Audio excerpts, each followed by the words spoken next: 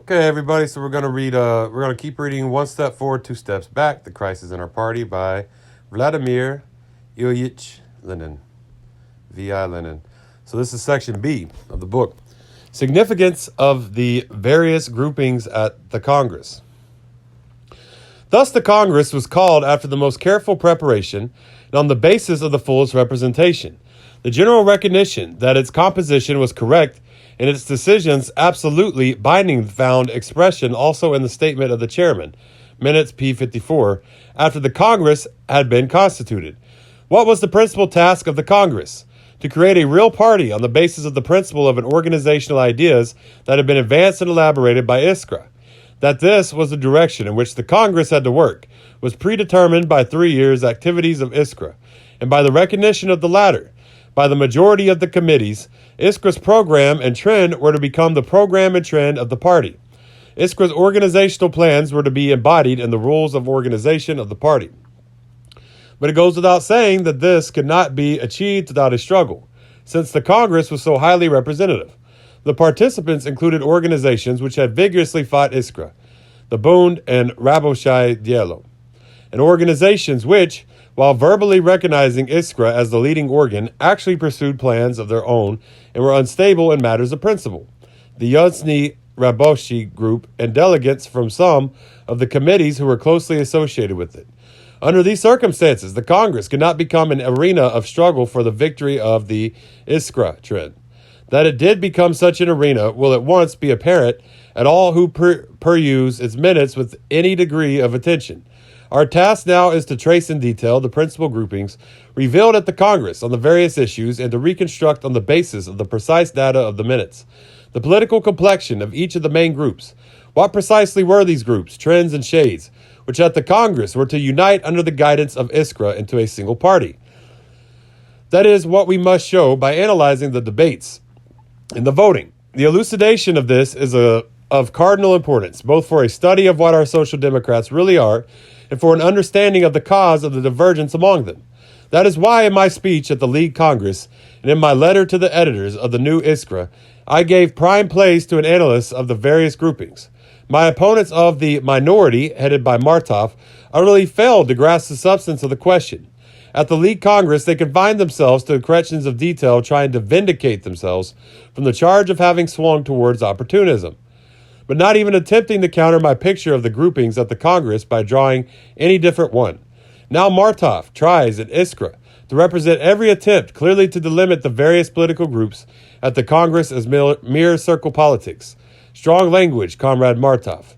But the strong language of the new Iskra has this peculiar quality. One has only to reproduce all the stages of our divergence from the Congress onwards. For all this strong language to turn completely and primarily against the present editorial board. Take a look at yourselves, you so-called party editors who talk about circle politics. Martov now finds the facts of our struggle at the Congress so unpleasant that he tries to slur over them altogether as Iskraist. He says, is one who at the party Congress, and prior to it, expressed his complete solidarity with Iskra, advocated its program and its views on organization, and supported its organizational policy. There were over 40 such Iskraists at the Congress. That was the number of votes cast for Iskra's program, and for the resolution adopting Iskra as the central organ of the party.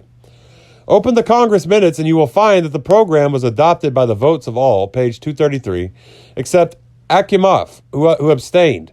Thus, Comrade Martov wants to assure us that the Bundis and the Brochure and Martinov demonstrated their complete solidarity with Iskra and advocated its views on organization.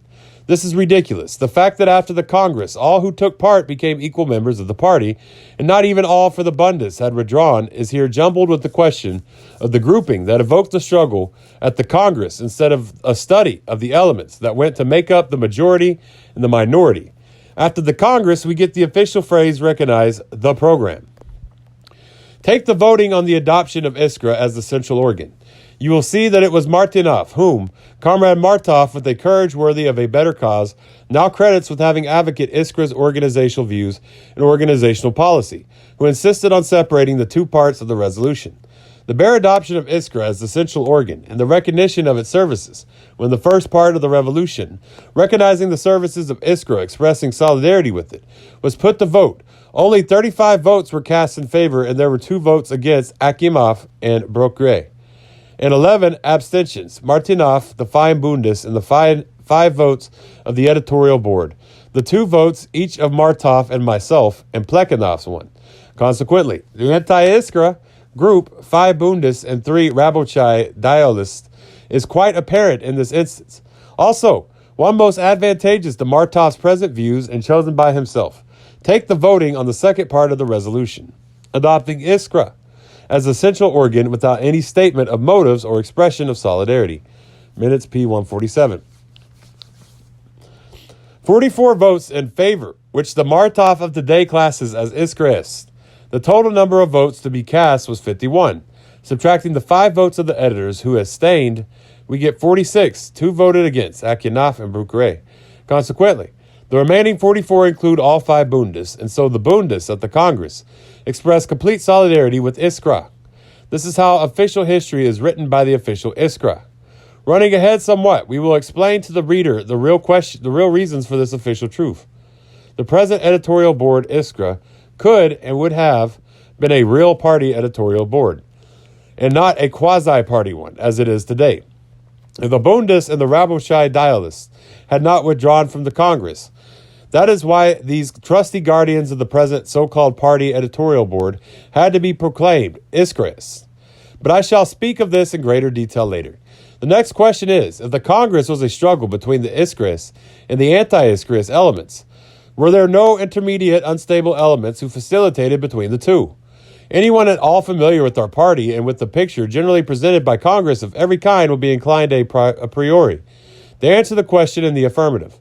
Comrade Martov is now very reluctant to recall these unstable elements, so he represents the Yuzhny, Rabashny group, and the delegates who gravitated towards it as typical Iskras, and our differences with them as paltry and unimportant. Fortunately, we now have before us the complete text of the minutes and are able to answer the question, a question of fact, of course on the basis of documentary evidence. What we said above about the general grouping at the Congress does not, of course, claim to answer the question, but only to present it correctly. Without an analyst of the political groupings, without having a picture of the Congress as a struggle between definite shades, the divergence between us cannot be understood at all. Martov's attempt to gloss over the different shades by ranking, even the Bundes with the Iskras, is simply an evasion of the question, even a priori on the basis of the history of the Russian Social Democratic movement before the Congress. 3 main groups are to be noted for subsequent verification and detailed study: the Iskras and the anti-Iskras, and the unstable, facilitating, wavering elements. Okay, so next, in 1 step forward, 2 steps back, we will be reading Beginning of the Congress, the Organizing Committee Incident. Okay, yeah, so y'all know Marxists on Facebook, Twitter, TikTok, Tumblr, YouTube, Medium. Hit me up. Y'all have a great day. Do